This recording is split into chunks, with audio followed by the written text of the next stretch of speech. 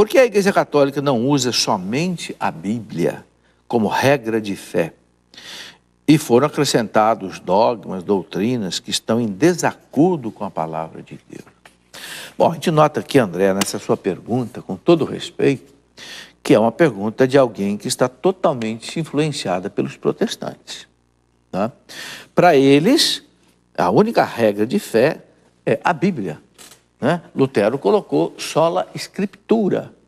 Mas veja bem, quando é que Lutero disse que a única regra de fé é a Bíblia? Lutero disse isso em 1517.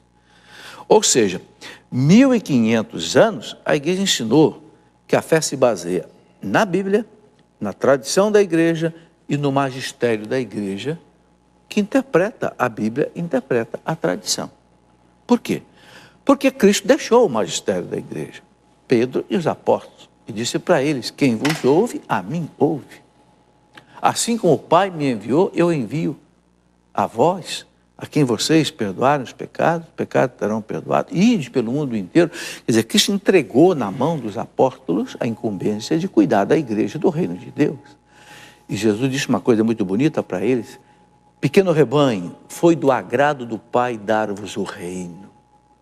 Veja bem, na mão de quem o Cristo colocou o reino, cuja semente é a igreja? Na mão dos apóstolos. É o magistério da igreja. Este magistério é que compôs a Bíblia. Quem é que montou a Bíblia? Quem é que montou esses 72 livros aqui? A Bíblia não caiu do céu, como diz o padre Paulo, né? Não, a Bíblia foi montada. A igreja recusou colocar aqui na Bíblia mais de 60 livros, os chamados apócrifos. Então, é a tradição da igreja, a árvore que deu este fruto. Quem acredita que isso aqui é a palavra de Deus é porque acredita na igreja. Porque foi a igreja com a sua autoridade que disse: isto é palavra de Deus, isto não é palavra de Deus. Agora, 1500 anos depois, Lutero e os reformadores disseram: não aceitamos mais o magistério, não aceitamos mais a tradição da igreja, sola scriptura. Quer dizer, fica com a fruta, mas não fica com a árvore que deu a fruta. É muito difícil entender isso. E outra coisa, será que em 1500 anos o Espírito Santo deixou a igreja ficar enganada? Jesus não prometeu lá na Santa Ceia, né?